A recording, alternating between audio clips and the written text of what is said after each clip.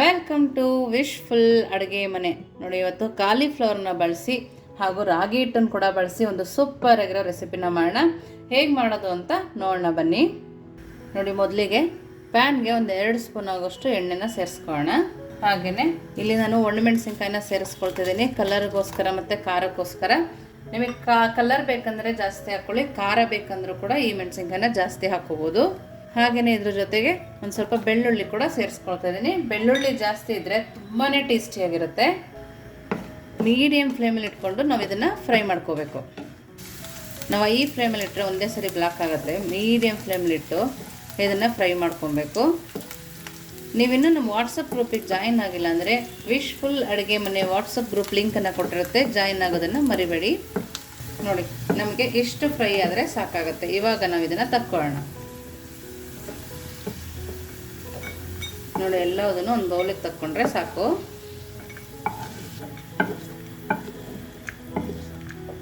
ನೋಡಿ, ಇವಾಗ ಉದ್ದಕ್ಕೆ ಕಟ್ ಮಾಡಿರೋ 2 ಈರುಳ್ಳಿನ ಸೇರಿಸ್ಕೊಳ್ತಾ ಇದ್ದೀನಿ. ನೋಡಿ, ಇದು ಕೂಡ ಚೆನ್ನಾಗಿ ಕೆಂಪಾಗಬೇಕು, ಅಲ್ಲಿ ತನಕ ನಾವು ಇದನ್ನು ಫ್ರೈ ಮಾಡ್ಕೊಳ್ಳೋಣ. ನೋಡಿ, ಈರುಳ್ಳಿ ಕೂಡ ಚೆನ್ನಾಗಿ ಕೆಂಪಾಗ್ತಾ ಬಂತಲ್ಲ, ಇವಾಗ ಇದನ್ನು ತಕ್ಕೊಳ್ಳೋಣ.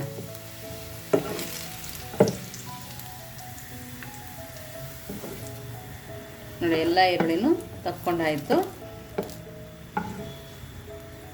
ನಮ್ಮ ರೆಸಿಪಿ ಮಾಡೋಕ್ಕೆ ಬೇಕಾಗಿರೋ ಹೂಕೋಸನ್ನು ಹಾಕೋಣ. ನೋಡಿ, ನಮ್ಮ ರೆಸಿಪಿಗೆ ಮೇಯ್ನ್ ಬೇಕಾಗಿರೋದಿದೆ ಹೂಕೋಸು. ನೋಡಿ, ಇದನ್ನು ಸ್ವಲ್ಪ ಫ್ರೈ ಮಾಡ್ಕೊಳ್ಳೋಣ. ನೋಡಿ, ಈ ಥರ ಫ್ರೈ ಮಾಡ್ಕೊಳ್ಳೋದ್ರಿಂದ ಕೂಡ ಚೆನ್ನಾಗಿರುತ್ತೆ, ಹಸಿ ವಾಸನೆ ಕೂಡ ಹೋಗುತ್ತೆ. ಮಕ್ಕಳುಗಳು ಡೈರೆಕ್ಟಾಗಿ ಕೊಟ್ಟರೆ ನಾವು ತಿನ್ನಲ್ಲ ಅಂತಾರೆ, ಹಾಗಾಗಿ ಅವ್ರಿಗೆ ಗೊತ್ತಿಲ್ಲದೆ ಇರೋ ಥರ ಕೂಡ ನಾವು ತಿನ್ನಿಸ್ಬೋದು. ಯಾವ ಥರ ಅಂತ ಫುಲ್ ವಿಡಿಯೋನ ನೋಡಿ ಗೊತ್ತಾಗತ್ತೆ. ನೋಡಿ ನೋಡಿ, ಎಣ್ಣೆ ಎಲ್ಲ ಹೀರ್ಕೊಂಡಿದೆ ಅಲ್ಲ, ಇವಾಗ ನಾವು ಸ್ವಲ್ಪ ಬಿಸಿ ನೀರನ್ನು ಸೇರಿಸ್ಕೊಳ್ತಾ ಇದ್ದೀನಿ.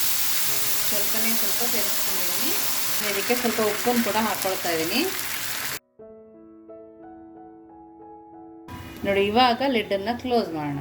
ನಾವು ಲಿಡ್ ಕ್ಲೋಸ್ ಮಾಡಿ 3 ನಿಮಿಷ ಇದನ್ನು ಬೇಯಿಸ್ಕೊಬೇಕು. ನೋಡಿ, 3 ನಿಮಿಷ ಆದಮೇಲೆ ನೋಡಿ ಎಷ್ಟು ಚೆನ್ನಾಗಿ ನೀರು ಹೀರ್ಕೊಂಡಿದೆ ಅಲ್ಲ. ನೋಡಿ, ಒಂದು ಹನಿಯಷ್ಟು ನೀರಿದೆ ಅಲ್ಲ, ಇದು ಕೂಡ ಫ್ರೈ ಆಗಬೇಕು. ಅಷ್ಟರೊಳಗೆ ನಾವು ಇದಕ್ಕೆ ಸ್ವಲ್ಪನೇ ಅರಿಶಿನ ಪುಡಿನ ಸೇರಿಸ್ಕೊಳ್ಳೋಣ. ನೋಡಿ, ಅರಿಶಿನ ಪುಡಿನ ಸೇರಿಸ್ಕೊಂಡಾದ್ಮೇಲೆ ಒಂದು 2 ನಿಮಿಷ ಇದೇ ಥರ ಫ್ರೈ ಮಾಡಿಕೊಂಡು ಇಟ್ಕೋಬೇಕು. ನೋಡಿ, ಇವಾಗ ನೀರು ಕಾಣಿಸ್ತಲ್ಲ ಅಲ್ವಾ, ಈ ಥರ ಫ್ರೈ ಮಾಡಿ ನಾವು ಇದನ್ನು ತಣ್ಣಗಾಕಿ ಎತ್ತಿಟ್ಕೊಳ್ಳೋಣ. ಇದು ತಣ್ಣಗಾಗೋ ಅಷ್ಟರೊಳಗೆ ನೆಕ್ಸ್ಟ್ ಏನು ಮಾಡೋದು ಅಂತ ನೋಡೋಣ ಬನ್ನಿ. ನೋಡಿ, ಒಂದು ಬೌಲ್ನಾರ ತೊಗೋಬೋದು. ನಾನಿಲ್ಲಿ ಒಂದು ಪರಾತ್ ತೊಗೊಂಡಿದ್ದೀನಿ. 1 ಬೌಲ್ ಆಗೋಷ್ಟು ರಾಗಿ ಹಿಟ್ಟನ್ನು ಹಾಕೋಣ. ಅದೇ ಮೆಜರ್ಮೆಂಟಲ್ಲಿ 1 ಬೌಲ್ ಆಗೋಷ್ಟು ಅಕ್ಕಿ ಹಿಟ್ಟನ್ನು ಕೂಡ ಸೇರಿಸ್ಕೊಂಡಿದ್ದೀನಿ. ನೀವು ಅಕ್ಕಿ ಹಿಟ್ಟು ಸ್ವಲ್ಪ ಜಾಸ್ತಿ ಹಾಕೋಬೋದು, ರಾಗಿ ಹಿಟ್ಟು ಬೇಕಾದ್ರೂ ಸ್ವಲ್ಪ ಜಾಸ್ತಿ ಹಾಕೊಬೋದು. ನೋಡಿ, ರುಚಿಗೆ ತಕ್ಕಷ್ಟು ಉಪ್ಪನ್ನು ಸೇರಿಸ್ಕೊಳ್ತಾ ಇದ್ದೀನಿ. ನೋಡಿ, ಎರಡನ್ನೂ ನೀಟಾಗಿ ಮಿಕ್ಸ್ ಮಾಡ್ಕೊಬೇಕು. ರಾಗಿ ಹಿಟ್ಟು ಮತ್ತು ನಮಗೆ ಅಕ್ಕಿ ಹಿಟ್ಟು ಎರಡು ಬೆರೆಯೋ ಥರ ನಾವು ಇದನ್ನು ಮಿಕ್ಸ್ ಮಾಡ್ಕೊಳ್ಳೋಣ.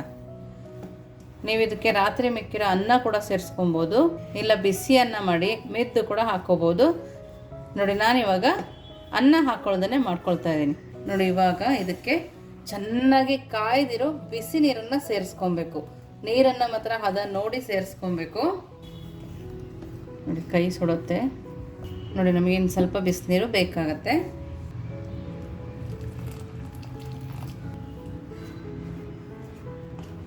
ನೋಡಿ, ಈ ಥರ ಹದ ನೋಡಿ ಎಷ್ಟು ನೀರು ಬೇಕಾಗುತ್ತೋ ಅಷ್ಟು ನೀರನ್ನು ಸೇರಿಸ್ಕೊಬೇಕು. ಇದಕ್ಕೆ ಬೆಚ್ಚಗಿರೋ ನೀರಾಗಲಿ ಅಥವಾ ತಣ್ಣೀರಾಗಲಿ ಹಾಕಿದ್ರೆ ನಮಗೆ ರೊಟ್ಟಿ ತಟ್ಟಕ್ಕೆ ಬರಲ್ಲ. ಚೆನ್ನಾಗಿ ಕಾಯ್ದಿರೋ ನೀರನ್ನೇ ನಾವಿಲ್ಲಿ ಸೇರಿಸ್ಕೋಬೇಕು. ನೋಡಿ, ಈ ಥರ ನೀಟಾಗಿ ಕಲಿಸ್ಕೊಂಡ್ಮೇಲೆ ನಾವು ಕೈಯಿಂದ ಚೆನ್ನಾಗಿ ನಾದ್ಕೋಬೇಕು. ನೋಡಿ, ಇವಾಗ ಸ್ವಲ್ಪ ಕೈ ತಣ್ಣೀರಲ್ಲಿ ಒದ್ದೆ ಮಾಡಿಕೊಂಡು ಚೆನ್ನಾಗಿ ನಾದ್ಕೊಳ್ತಾ ಇದ್ದೀನಿ. ನಾವು ಸ್ಪೂನಲ್ಲಿ ಆ ಥರ ಕಲಸಿರೋದ್ರಿಂದ ಎಲ್ಲ ಹಿಟ್ಟಿಗೂ ಬಿಸಿನೀರು ಅಂಟಿರುತ್ತೆ, ಕೈ ಕೂಡ ಬಿಸಿ ಆಗ್ತಾ ಇರುತ್ತೆ. ನೋಡಿ, ಈ ಥರ ಚೆನ್ನಾಗಿ ನಾದ್ಕೊಳ್ಳೋಣ. ನನ್ನ ಕೈಗೆ ಸ್ವಲ್ಪ ತಣ್ಣೀರನ್ನು ಹಾಕ್ಕೊಂಡು ನಾದ್ಕೊಳ್ತಾ ಇದ್ದೀನಿ. ನಾವು ಇದನ್ನು ಮಾಮೂಲು ಅಕ್ಕಿ ರೊಟ್ಟಿ ಎಲ್ಲ ಯಾವ ಥರ ಮಾಡ್ತೀವೋ, ರಾಗಿ ರೊಟ್ಟಿ ಎಲ್ಲ ಯಾವ ಥರ ಮಾಡ್ತೀವೋ ಆ ಹದಕ್ಕೆ ಇದನ್ನು ನಾವು ಕಲಿಸ್ಕೊಂಬರೋಣ.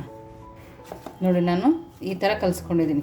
ಚೆನ್ನಾಗಿ ನಾದ್ತಾ ಕಲಿಸ್ಕೊಂಡ್ರೆ ತುಂಬ ಚೆನ್ನಾಗಿ ಬರುತ್ತೆ. ನೋಡಿ ಇದನ್ನೀಗ ಒಂದು ಲಿಡ್ಡನ್ನ ಕ್ಲೋಸ್ ಮಾಡಿ ಪಕ್ಕಕ್ಕೆ ಎತ್ತಿಟ್ಕೊಳ್ಳೋಣ. ಇವಾಗ ನೆಕ್ಸ್ಟ್ ಏನು ಮಾಡೋದು ಅಂತ ನೋಡೋಣ ಬನ್ನಿ. ನೋಡಿ ಒಂದು ಕುಟ್ಟ ಕಲ್ಲನ್ನ ತಗೊಂಡಿದ್ದೀನಿ. ಖಾರ ರುಬ್ತೀವಲ್ಲ ಆ ಕಲ್ಲು ಬೇಕಾದರೂ ತೊಗೊಬೋದು. ನೋಡಿ ಇಲ್ಲಿ ನಾನು ಅರ್ಧ ಸ್ಪೂನ್ ಆಗೋಷ್ಟು ಜೀರಿಗೆನ ಸೇರಿಸ್ಕೊಂಡಿದ್ದೀನಿ. ಹಾಗೆಯೇ ಆವಾಗಲೇ ಹುರಿದಿಟ್ಕೊಂಡ್ವಲ್ಲ ಒಣಮೆಣಸಿನ್ಕಾಯಿ, ಬೆಳ್ಳುಳ್ಳಿ ಅದನ್ನು ಕೂಡ ಸೇರಿಸ್ಕೊಳ್ತಾ ಇದ್ದೀನಿ. ನೋಡಿ ಇವೆರಡನ್ನು ಚೆನ್ನಾಗಿ ಕುಟ್ಕೋಬೇಕು ನಾವು. ನೋಡಿ ಈ ಥರ ನೀಟಾಗಿ ಕುಟ್ಕೋಬೇಕು. ನಾವು ಚೆನ್ನಾಗಿ ಫ್ರೈ ಮಾಡಿರೋದ್ರಿಂದ ಎಷ್ಟು ಬೇಗ ಪುಡಿ ಆಗ್ತಿದೆ ನೋಡಿ. ನೋಡಿ ಇದಿವಾಗ ಪುಡಿ ಆದಮೇಲೆ ನಾವು ಈರುಳ್ಳಿನ ಫ್ರೈ ಮಾಡಿ ಇಟ್ಕೊಂಡಿದ್ವಲ್ಲ ಅದನ್ನು ಕೂಡ ಸೇರಿಸ್ಕೊಳ್ಳೋಣ. ಅದನ್ನು ಸೇರಿಸ್ಕೊಂಡು ಸ್ವಲ್ಪ ಜಜ್ಕೋಬೇಕು. ಬೇಕಿದ್ರೆ ಮಿಕ್ಸಿಲಿ ಕೂಡ ಹಾಕೋಬೋದು, ಬಟ್ ಜಜ್ಜಿ ಮಾಡೋದ್ರಿಂದ ಟೇಸ್ಟ್ ಅಂತೂ ಸೂಪರಾಗಿರುತ್ತೆ. ನೀವು ಈ ಥರ ಒಂದು ಸರಿ ಮಾಡಿ ನೋಡಿ. ನೋಡಿ ಇದಕ್ಕೆ ಇವಾಗ ನಾವು ತಣ್ಣಗೆ ಹಾಕಿ ಎತ್ತಿಟ್ಕೊಂಡಿದ್ವಲ್ಲ ಹೂಕೋಸು ಅದನ್ನು ಕೂಡ ಸೇರಿಸ್ಕೋಬೇಕು. ತುಂಬಾ ಸ್ಪೆಷಲ್ ಆಗಿರುತ್ತೆ ಈ ರೆಸಿಪಿ ಅಂತೂ. ದಿಢೀರಾಗಿ ಕೂಡ ಮಾಡ್ಕೋಬೋದು. ಇದಕ್ಕೇ ಕಲರ್ಗೋಸ್ಕರ ಒಂದು ಅರ್ಧ ಸ್ಪೂನ್ ಖಾರ ಪುಡಿನ ಹಾಕ್ಕೊಳ್ತಾ ಇದ್ದೀನಿ. ಸ್ವಲ್ಪ ಉಪ್ಪನ್ನು ಸೇರಿಸ್ಕೊಳ್ತಾ ಇದ್ದೀನಿ. ಸ್ವಲ್ಪ ಕೊತ್ತಂಬರಿ ಸೊಪ್ಪು ಇಷ್ಟನ್ನು ಸೇರಿಸ್ಕೊಂಡು ಚೆನ್ನಾಗಿ ಜಜ್ಕೊಂಬರೋಣ. ಈ ಥರ ಜಜ್ಜ ಕೂಡ ಜಾಸ್ತಿ ಸ್ಟ್ರೈನ್ ಏನಾಗಲ್ಲ, ಬೇಗ ಜಜ್ಕೊಂಬಿಡ್ಬೋದು. ನೀವೇ ನೋಡ್ತಾ ಇದ್ದೀರಲ್ಲ ಎಷ್ಟು ಬೇಗ ಸಾಫ್ಟ್ ಆಗ್ತಾ ಇದೆ ನೋಡಿ. ತುಂಬಾ ಬೇಗ ಆಗೋಗುತ್ತೆ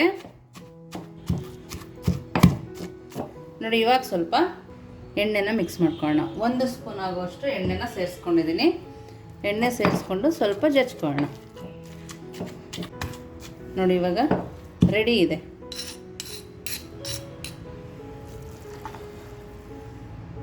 ನೋಡ್ತಾ ಇದ್ರಲ್ಲ ಎಷ್ಟು ಚೆನ್ನಾಗಿ ಕಾಣಿಸ್ತಿದೆ ಅಂತೇಳಿ. ನೋಡಿ ನೋಡಿ ನಮ್ಮ ಚಟ್ನಿ ಇವಾಗ ರೆಡಿ ಇದೆ. ಇವಾಗ ನೆಕ್ಸ್ಟ್ ಏನು ಮಾಡೋದು ಅಂತ ನೋಡೋಣ ಬನ್ನಿ. ನೋಡಿ ಹಿಟ್ಟು ಕೂಡ ರೆಡಿ ಇದೆ. ನಾವು ಚಟ್ನಿ ಮಾಡ್ಕೊಳ್ಳೋ ಅಷ್ಟರೊಳಗೆ ಈ ಹಿಟ್ಟು ಕೂಡ ರೆಡಿಯಾಗಿದೆ ಅಲ್ಲ. ಎರಡು ಒಂದೇ ಸರಿ ದಿಢೀರಂತ ಮಾಡ್ಕೊಬೋದು. ಮತ್ತೊಂದು ಸರಿ ಕೈಯಲ್ಲಿ ಚೆನ್ನಾಗಿ ನಾದ್ಕೊಳ್ಳೋಣ. ನೋಡಿ ಈ ಥರ ಸಾಫ್ಟಾಗಿ ಬರಬೇಕು ಹಿಟ್ಟು.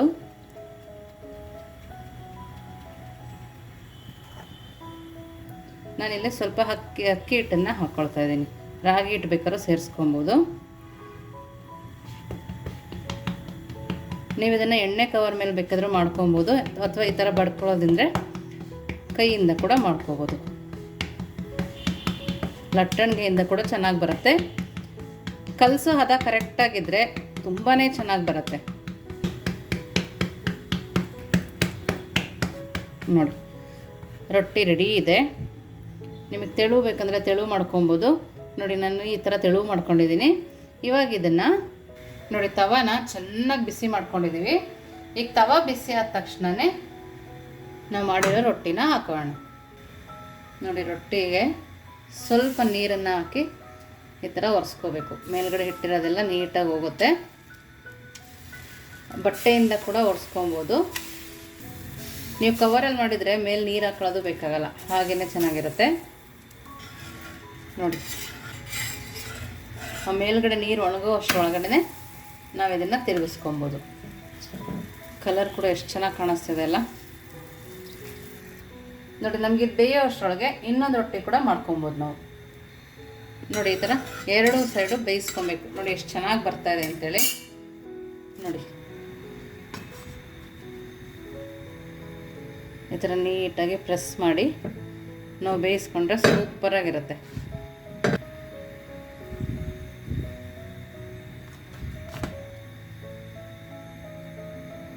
ನಾವು ರಾಗಿ ಹಿಟ್ಟು ಹಾಕಿರೋದ್ರಿಂದ ಕೂಡ ನೀಟಾಗಿ ಬೇಯಿಸ್ಕೊಬೇಕು.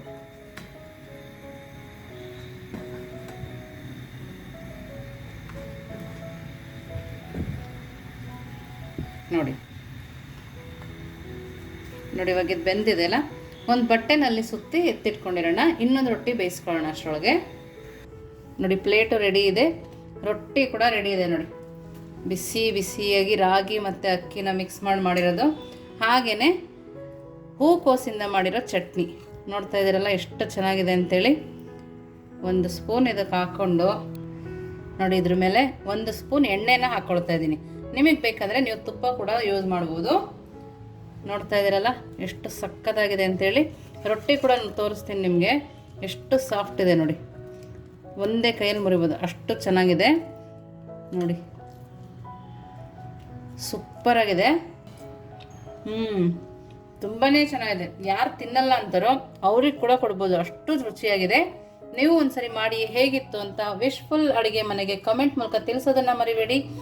ಇನ್ನೂ ಲೈಕ್ ಮಾಡಿಲ್ಲ, ಲೈಕ್ ಮಾಡಿ, ಶೇರ್ ಮಾಡಿ. ವಿಶ್ಫುಲ್ ಅಡುಗೆ ಮನೆಗೆ ಥ್ಯಾಂಕ್ ಯು.